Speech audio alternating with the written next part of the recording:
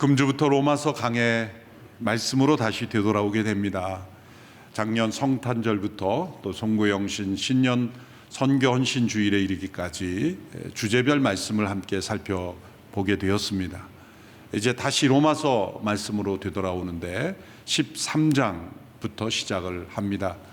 12장까지 그 말씀 때로 기억이 나지 않을 수도 있지만 다시 기억을 되살려 또 로마서 말씀을 다시 가정에서도 일터에서도 다시 묵상하며 이 로마서 전체 말씀을 함께 조망하며 또 매주일 말씀을 듣게 되기를 원합니다. 13장 1절에서 7절의 본문 말씀은 그리스도인들이 국가에 대하여 어떠한 시각으로 바라보며 또 어떤 관계 속에서 그 국민으로 살아가야 할 것인가를 우리에게 설명해 주는 성경 전체에서 그리스도인의 국가관의 기초를 잘 설명해 주는 중요한 말씀입니다. 그런데 이 말씀이 주어져 있는 위치가 로마서 12장 후반부, 우리가 몇 주 전 살펴보았던 12장 8절에서 21절까지의 내용을 보면 사랑에 관한 말씀이었습니다. 특별히 개인 간의 관계 속에서 이웃 사랑에 대한 말씀이었습니다. 원수를 스스로 갚지 말고 하나님의 진노하심에 맡기라. 악을 악으로 갚지 말고 악을 선으로 갚으라. 이렇게 원수에 대한 태도에서 악을 갚지 않는, 선으로 악을 이기는 그러한 사랑의 승리의 삶을 설명했습니다. 또 본문 이후에 13장 8절에서 14절의 내용을 보아도 또 이웃사랑에 관한 말씀입니다. 이웃을 내 몸과 같이 사랑하라. 사랑이 율법의 완성이라 라는 말씀이 또 다음 주 이후에 나오는 본문의 말씀입니다. 샌드위치의 가운데에 낀 것처럼 양 본문이 바로 이웃사랑의 맥락의 말씀입니다. 그래서 이 13장 1절에 7절의 말씀이 잘못 편집된 말씀 아닌가 오해하는 분도 있고 이 본문의 흐름을 흐트러뜨리는 그런 내용이라고 불편해하는 사람도 있을 수 있습니다. 그러나 이웃사랑이라는 큰 주제 아래서 개인 간의 갈등과 또 문제 속에서 이웃사랑, 또 이웃을 내 몸과 같이 사랑하라는 주님의 말씀의 맥락에서 나라와 민족에 대한 사랑은 이웃사랑의 한 중요한 영역이라는 것이죠. 우리가 살고 있는 국가, 법적인 한 공동체의 일원으로서 그 이웃을 사랑하는 것이 곧 애국이고 그것이 곧 올바른 국민의 삶이기 때문입니다. 그래서 전체 맥락에서 합당한 위치에 이 본문이 놓여져 있는 것이고 또 그리스도인은 그 나라와 민족이 처한 상황 속에서 그리스도인으로서 올바른 신앙의 태도를 가질 수 있어야 함을 말씀하고 있습니다. 그래서 역사적으로 믿음의 사람들은 언제나 애국의 사람이었습니다. 사도 바울은 로마서 9장, 10장, 11장에서 자신의 동족이 구원받기를 위해 기도했고 또 자신이 저주를 받을지라도 간절히 소원하였다고 말했습니다. 우리나라의 믿음의 선배들은 항일운동, 독립운동을 하였고 또 공산주의에 반대하는 운동을 하였고 또 전쟁에 가장 앞서서 그렇게 헌신하며 6.25 전쟁 때 나라를 지키기 위해서 순교하는 각오로 싸웠던 선배들이었습니다. 신사참배를 거부했고 믿음의 나라가 되기를 위하여 기도했고 나라의 건국에 민족 대표들의 많은 부분이 그러한 그리스도인들이 참여했습니다. 그러한 이런 애국 운동이 자칫 자신의 정치적 입장을 절대화하거나 또 어떤 정파의 이익을 대변하거나 그리고 다른 나라의 아픔과 그들의 어려움을 외면하는 집단적 이기주의의 형태로 흘러서는 안 되는 것입니다. 올바른 이 국가관은 무엇인가? 오늘 본문을 통해서 가장 기본적인 그리스도인의 국가관에 관한 교훈을 들을 수가 있습니다. 이 로마서의 이 시점에 이런 교훈이 필요했던 것은 이 로마서가 기록될 주후 50년대 중후반에 로마가 혼란한 가운데 처해 있기 때문입니다.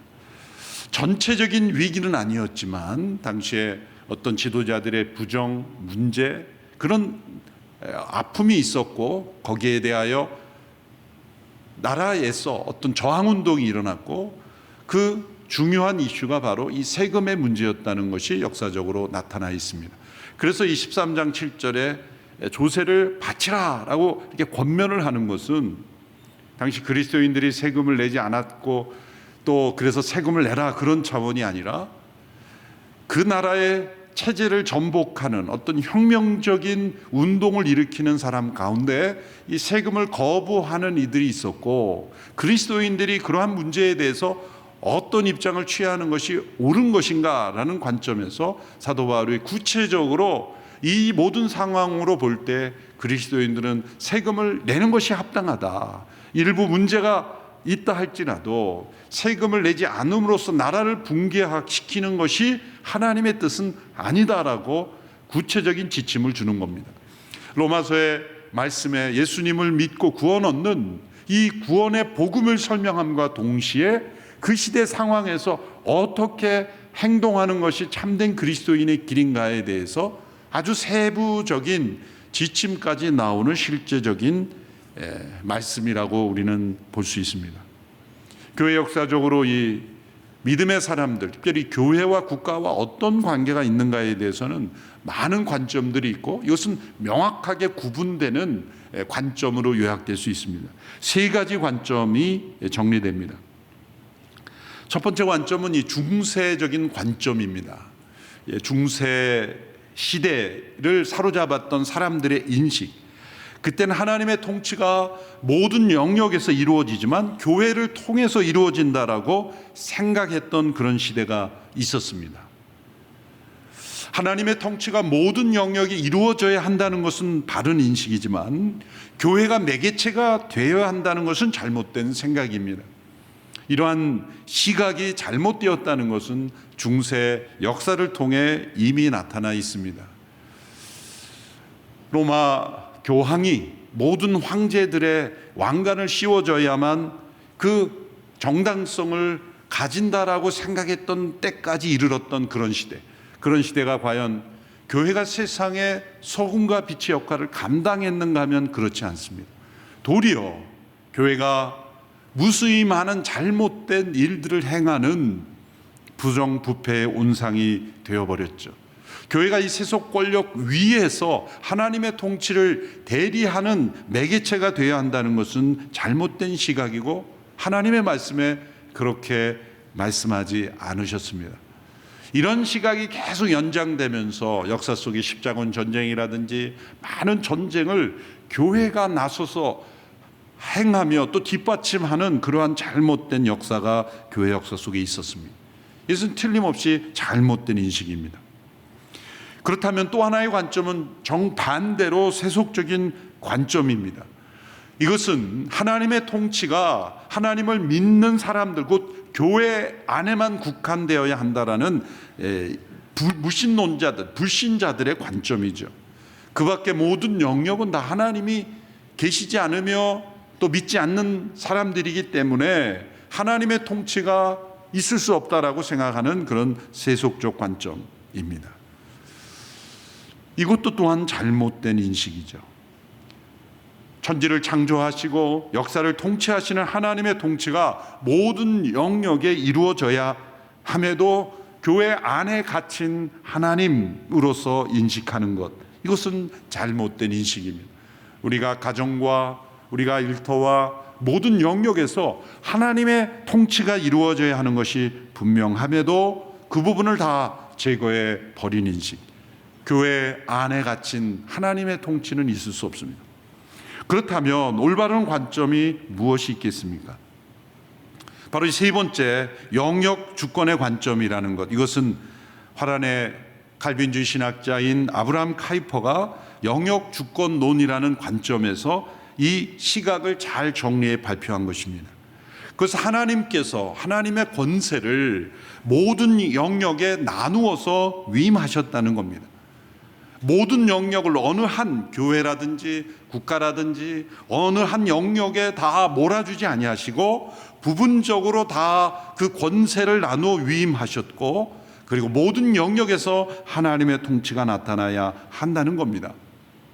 교회는 교회의 안에 맡겨진 권세를 가지고, 또 국가는 국가에게 맡겨진 권세를 가지고 각 영역에 고유한 주권이 있어서 이것이 마치 톱니바퀴가 서로 맞물려 가듯이 작동하도록 하나님은 계획하셨다는 겁니다.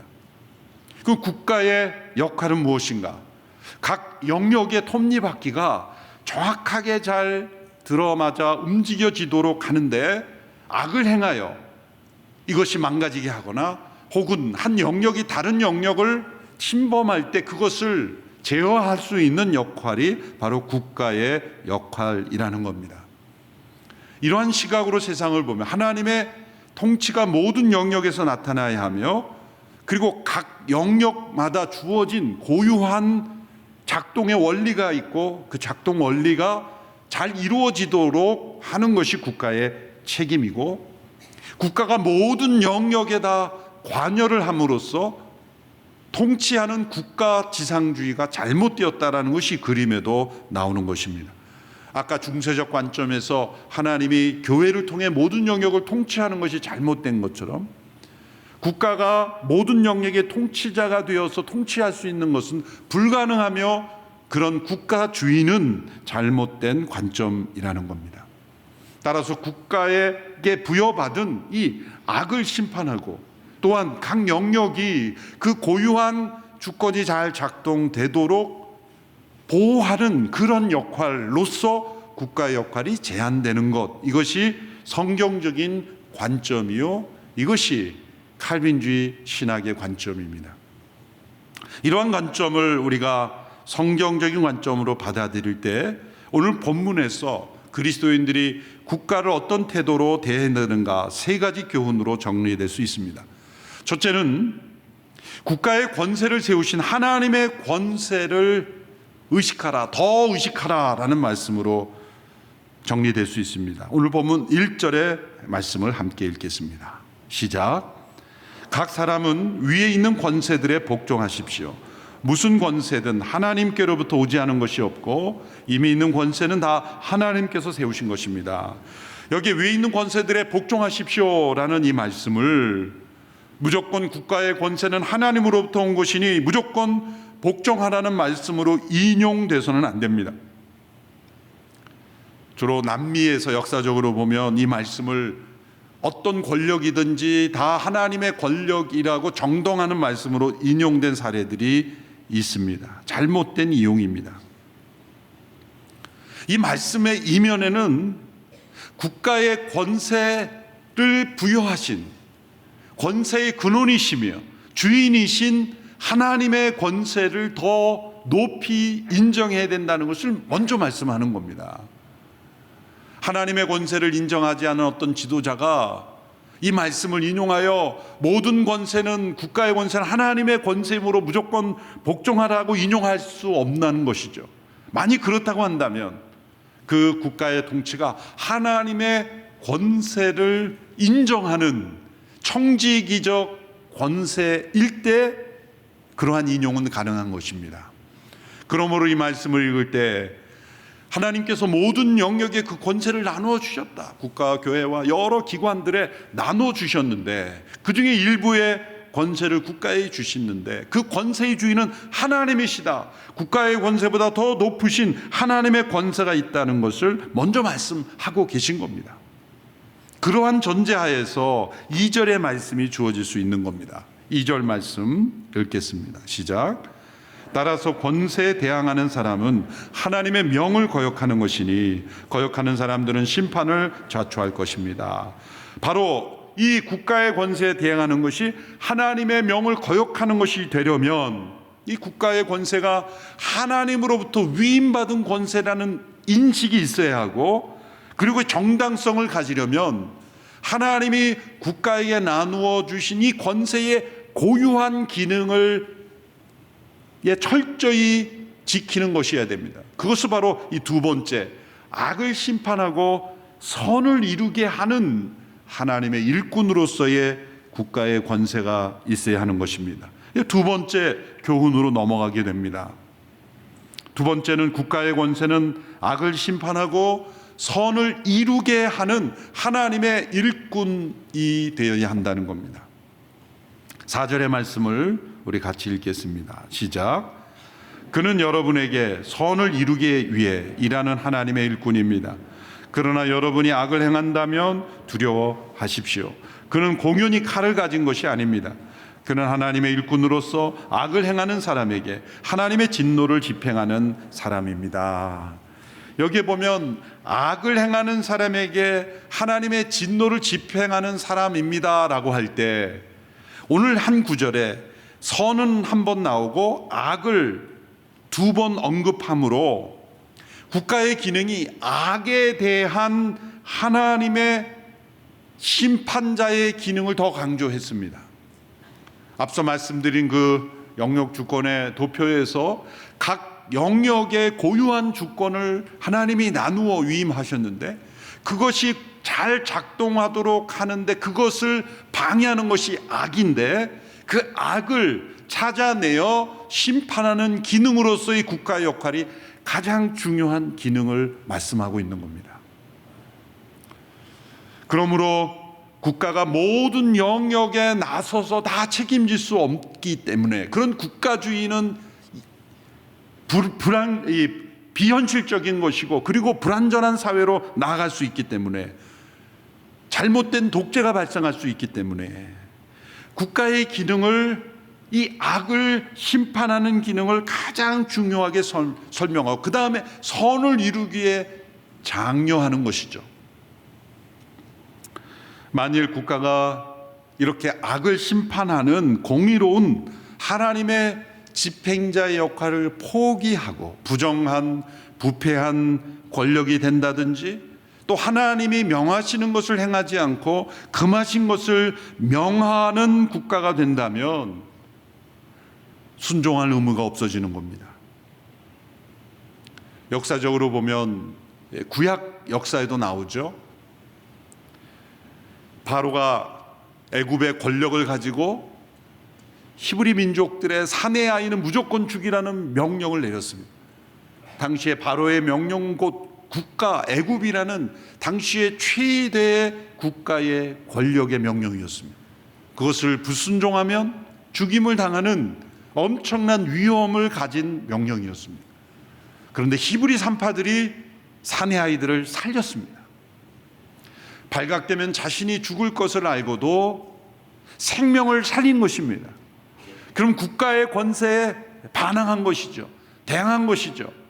그러면 그 행동은 국가에 대하여 올바른 태도를 가진 것입니까? 아닙니까? 라고 말할 때 올바른 태도를 가진 거죠. 국가가 생명을 살려야 하는 책임이 있는 국가가 도리어 죽이라는 명령을 내린 권력에 대해서 저항하는 것이 하나님의 뜻이기 때문이죠. 사도들도 당시에 그 유대의 공회가 로마 제국 하에 이 유대 정부를 통치해야 하는 역할을 작은 정부를 가지고 있었는데 그 산헤드린 공회에서 예수님의 이름으로 전도하는 것을 금했습니다. 살아계신 예수님을 만나고 그 부활하신 예수님을 전하는 것이 그 유대 사회에 무슨 혼란을 야기했으며 무슨 정치적 위협을 가했으며 무슨 반란을 일으켰습니까? 그런데 유대 공회자들은 자신들의 거짓이 드러날까 봐 예수님, 부활하신 예수님의 이름으로 복음을 전하고 예수님이 죽음에서 살아나셨다라고 전하는 것을 반란을 일으키는 사람이고 사회를 혼돈케 하는 이들이라고 거짓 누명을 씌우면서 그들을 핍박했습니다. 그때 사도들이 그 유대 정부의 방침에 대해서 순응했습니까? 아닙니다. 그들은 그 핍박을 무릅쓰고 그들은 계속해서 예수님의 이름을 전했습니다. 다니엘은 바벨론 시대에 포로로 잡혀간 사람으로서 왕의 명령을 거부했죠. 기도하면 불무불에 사자굴에 던져지는 그런 위험을 무릅쓰고 자신의 신앙적 가치를 지켰던 사례도 있습니다. 이렇게 국가가 악을 정당하게 심판하고 또 선을 장려하는 일에 올바른 기능을 한다면 당연히 순응하고 따라야 하지만, 하나님의 뜻에 정반대의 길을 간다고 할 때는 이를 거부하고 저항하는 것이 올바른 국민의 태도입니다. 이런 시각에서 나치 정권의 잘못된 흐름에 저항했던 본회퍼는 올바른 국가관을 가졌다라고 볼 수가 있는 것입니다. 당시에 많은 독일 교회 교단들이 타협하며 나치 정권에 힘을 실어주고 그렇게 순응했지만, 이에 저항하였던 보네퍼와 같은 젊은 신학자들이 사형장이 이슬로 사라졌지만 올바른 국가관을 가졌던 것입니다. 우리나라에도 교단적으로 신사참배를 그냥 문화행사로 여기고 참여해라라고 말했던 지도자들이 있었지만, 이에 저항하여 이것은 우상숭배라고 정하고 그렇게 거부해하여 핍박을 받았던 믿음의 사람들이 있죠. 다 국가 간에 연결되어 있는 것입니다. 당시에 로마 사회에 있었던 이 세금을 거부함으로써 체제를 전복시키는 이런 일들을 하고 있는 이들에 대하여 그리스도인들이 휩쓸려가는 그러한 상황을 염려하여 사도 바울이 이 상황에서 세금 거부를 함으로써 나라를 붕괴시키는 것은 합당하지 않다라고 그렇게 결론을 내려 권면을 내리고 있는 것입니다. 조세를 납부해라. 이것은 바울이 로마라는 나라로부터 그가 친로마 세력이고 정치적으로 로마 세력을 지지하기 때문이 아니라, 큰 흐름 속에서 보면 당시 로마 사회는 그래도 법치가 이루어지는 사회였고, 사도들을 유대 공회는 핍박을 했지만 로마 제국은 보호를 해줬어요. 그리고 사도 바울이 위기에 처해 있었지만 그는 로마 시민권으로 호소를 했을 때 로마에게 가서 그는 가이사 앞에서 자신의 변증을 할 수 있는, 자신의 변명을 할 수 있는 그러한 기회를 부여받았지 않습니까? 만일 로마 제국이 정말 악을 심판하고 선을 장려하는 그런 법치가 무너졌다면 사도 바울은 벌써 유대 공회에서 사라졌을 겁니다. 그렇지만 그가 유대 공회에 의해서 사라지지 않고 로마에게 가서 재판을 받을 수 있는 그 여정을 보시면 사도행전 21장 22장에 나오면 그가 배를 타고 로마에게까지 가서 법의 보호를 받으면서 자신의 억울함을 호소하지 않습니까? 이게 바로 억울한 희생자가 없도록 하는 법치가 이루어지고 있었다는 거죠. 큰 틀에서 보는 겁니다. 그러나 이후로 몇 년 이후부터 로마 제국에 균열이 생기기 시작했죠. 로마의 대화재가 일어났을 때 그 누명을 그리스도인들에게 씌웠죠. 정치가들의 잘못을, 엄청난 대사고의 책임을 그리스도인들이 방어한 것으로 거짓으로 누명을 씌워서 그리스도인들을 핍박하기 시작했고, 정치적 희생양으로 삼기 시작했고, 그로 인하여 조직적이고 국가적인 핍박이 이루어지기 시작했습니다. 사도 바울이 아마 그 당시에 로마서를 다시 써서 보냈더라면 어떤 기록을 남겼을까 한번 상상해 봅니다. 우리가 가지고 있는 지금 이 로마서를 로마 1서라고 그러고 로마서 2서를 다시 썼다고 한다면, 핍박 시대에 썼다면 바울은 어떤 권면을 했을까? 그는 이렇게 거짓과 음모, 그리고 국가적으로 선한 시민들을 무고히 죽이고 신앙의 자유를 핍박하는 그러한 국가에 대하여 그는 순교를 각오하라고 권면했을 것입니다. 보네퍼처럼 저항하라고 그렇게 권면했을 것이 분명하다고 생각합니다. 세 번째 교훈으로 넘어와서 이제 5절 6절에 나타난 교훈은 국가의 권세를 두려워할 필요가 없이 선하게 살라는 것입니다. 5절 6절의 말씀 우리 같이 읽겠습니다. 시작. 그러므로 복종해야 할 필요가 있으니 진노 때문만이 아니라 양심을 위해서도 복종해야 할 것입니다. 여러분이 조세를 바치는 것도 바로 이 때문입니다. 그들은 하나님의 일꾼들로서 바로 이 일에 항상 힘쓰고 있습니다. 진노 때문이 아니라 양심을 위해서 복종하라. 이 말씀은 어떤 법에 문제가 생겨서 처벌받을 것이 두려워서가 아니라 선한 양심으로 사는 시민이 되어야 한다고 말씀하고 있습니다.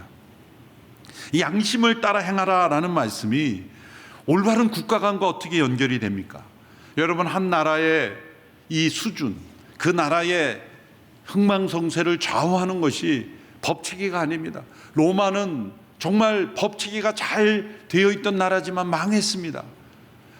부강한 나라가 왜 망합니까? 그 위기는 어디에서 일어납니까? 엄격한 법이 없어서가 아닙니다. 양심이 무너졌기 때문입니다. 이 양심은 국가의 법으로 체크가 안 됩니다. 어떤 설문조사에서 일부 나올 수는 있겠지만 무너진 양심을 다시 일으켜 세우는 것은 국가가 할 수 있는 일이 아닙니다. 이 영역은 정말 가정과 교회에서 살릴 수 있는 유일한 것입니다. 미국 얘기를 자꾸 해서 죄송합니다만 어느 뉴스를 보니까 최근 몇 년간 마약으로 인하여 사망한 숫자가 코로나 팬데믹으로 죽은 이 사망자보다 훨씬 높다는 거죠. 여러분, 왜 이렇게 마약이 일상화되고 수많은 사람이 마약에 중독이 되고 죽음에 이르기까지 어린 자녀들에게 마약을 파는 이유가 뭘까요? 법이 없어서 그럴까요? 그건 법이 없어서가 아니라 양심을 잃어버렸기 때문이에요. 어른들이 경제적 이익을 취하기만 하면 어린 자녀들에게까지 마약이 통용되도록 그렇게 만드는, 사탕에게까지 마약을 발라서 파는 그런 사회가 되는 이유는 무엇일까요? 양심이 무너진 겁니다. 그러면 그 양심은 누가 만들어주고 양심을 누가 일깨워줍니까? 국가의 법입니까? 법을 엄격하게 무섭게 처형을 하면 양심이 살아납니까? 아닙니다. 두려움 때문에 또 다른 범죄를 범할 뿐입니다. 여러분, 이슬람의 라마단이라는 엄격한 기간이 있죠. 이 라마단 기간을 지나면 이슬람 사람들, 무슬림 가운데 위장병 환자가 그렇게 많아진대요. 그냥 금지된 거를 숨어서 막 하다 보고 참았다가 또 폭발적으로 과식을 하고 과음을 하다 보니까 이 위장병 환자가 많이 늘어난다는 거죠. 어떠한 법과 제도도 두려움을 만들어서 사회가 변화되는 게 아닙니다. 양심이 살아있는 국민들이 얼마나 많이 있는가에 따라 달라지는 거죠. 그 양심은 오직 신앙 안에서만 회복되는 겁니다. 그리스도인들에게 바울이 호소하고 있는 겁니다. 우리가 법에 어떠한 처벌을 받을까 봐 두려워 살아가는 인생이 아니지 않습니까? 우리는 예수 그리스도를 믿는 신앙인으로서 그 신앙 양심에 따라 우리는 행하는 사람들이 되어야 합니다. 그러므로 세금을 내지 말자고 그렇게 요동을 치며 선동하는 이들에 휩쓸리면 당신들은 세금을 안 내는 것이 원해서 그렇게 따라가는 사람이 있을 수 있지 않냐? 양심적으로 판단해 보라는 거예요. 진짜 나라를 위해서 참여하는 건지 자기 이익을 위해서 참여하는 건지, 이렇게 양심이란 단어를 기억하게 하는 것입니다. 국가에 대한 사랑에서 양심이 중요하고 그 양심을 일깨울 수 있는 것은 사실 신앙교육입니다. 미국이 저런 위기에 처하게 된 것, 공적 영역, 사적 영역 운운하며 나누며 공립학교에서 기도로 시작하고 성경을 가르치고 양심을 일깨웠던 모든 것을 다 잃어버리게 하면서부터 양심이 무너지기 시작했다고 생각합니다. 청교도 시대로 더 거슬러 올라가면 청교도들은 언어를 가리키면서도 A라는 알파벳을 가르칠 때 아담을 가리켰고 S를 가리킬 때 sin, 죄를 가르쳤고, 이렇게 하나님 앞에서 인간의 죄인됨을 가르치고 예수님의 구속을 가르치고 성경을 가르침으로 그들의 양심을 일깨웠던 그 시대가 미국이 여러 인종들이 쏟아져 들어와도 다 소화해내고 하몬을 이루는 그러한 부강한 나라가 되었지만, 이제는 그 신앙 교육을 내어버림으로써 점점 양심이 무너지고 있는 사회가 되어가고 있지 않은지, 그 결과가 마약이 판을 치고 사회적 성이 혼란하게 일어나는 그런 사회가 돼 있지 않습니까? 제가 새벽 설교에 몇 번 언급했지만, 의회가 열릴 때마다 이렇게 기도를 하는데, 의원들이 하기도 하고 목회자를 부르기도 하는데 형식은 남아 있는데, 그 기도할 때 어느 의원이 기도할 때는 여러 종교의 이름으로 기도합니다. 마지막에 검열을 기도문을 하는데 예수님의 이름으로 기도합니다. 그럴까봐 검열을 하고, 어떤 사람은 브라만의 이름으로 무슨 이름으로 하여튼 여러 혼합종교 이름을 다 해서 기도한다는 거예요. 그게 포용 있는 멋진 사회입니까? 참으로 통탄할 일이죠. 어떤 의원이 기도하는 거 보니까 이 아멘이요, 이게 이 맨이 남자들 의미하는 게 아니거든요. 이게 아람어로서 그냥 동의한다, 진실로 그렇게 될지어다, 그런 뜻인데, 영어로 에이멘 그러잖아요. 이 맨을 이 사람은 남자로 이렇게 해서 에이멘, 에이오먼 그렇게 기도하는 거예요. 정말 기가 막혀서 말도 안 나와요. 그게 기도해서 일어난 일이에요. 미국 정부가 저를 미워해서 비자를 안 줄지도 모르겠지만은 하여튼 심각한 것 같아요. 올바른 국가관, 그것은 신앙 양심을 일깨워서 나라를 올바른 길로 이끄는 거죠. 18세기에 영국이 이 노예제도를 통해, 얼마나 노예무역을 통해 이 엄청난 부를 축적할 당시에 이건 잘못된 것이다 라고 말하며 노예제도 폐지를 주장했던 윌리엄 윌버포스와 같이, 이 나라 민족이 타협하지 않는 공의로운 질서를 주장하면서 아닌 건 아니라고 말할 수 있는 그런 정치 지도자들이 나와야 되고, 그것을 신앙 양심으로 뒷받침해주는 국민들의 지지가 있어야 되는 것입니다. 두려움 때문이 아니라 양심을 따라 행동하는 믿음의 사람들이 나라를 지켜가야 하는 것입니다. 국가의 권세 위에 하나님의 권세가 있고, 그리고 국가는 악을 행하는 자들을 심판하며 선을 보호해 주어야 하며, 그리고 양심을 일깨울 수 있는 그러한 국민들이 많이 일어나야 하는 것입니다. 그것은 신앙밖에 없습니다. 진정한 양심을 일깨우는 것은 기독교 신앙밖에 없어요. 예수 믿는 신앙밖에 없어요. 여러분, 이 땅에 이 나라 민족에 예수님 믿는 이들이 많아져야 하는 것은 양심이 살아나야 하기 때문입니다. 물론 예수 믿는 사람 가운데도 양심이 무너지는 경우가 있죠. 그러나 전반적으로 볼 때 그래도 양심이 살아있는 사람이라고 믿습니다. 우리 그리스도인들이 진정 나라를 사랑하는 애국 시민들이 되기를 축원하며, 양심을 따라 행동함으로 이 나라 민족이 하나님이 기뻐하시는 나라 되기를 축원합니다. 기도하겠습니다. 하나님 아버지, 그리스도인으로서 올바른 국가관을 가지고 하나님이 기뻐하시는 대한민국 되도록 우리가 참된 믿음의 실천으로 이 나라를 지켜가고 세워갈 수 있도록 인도하여 주시옵소서. 예수님의 이름으로 기도합나이다. 아멘.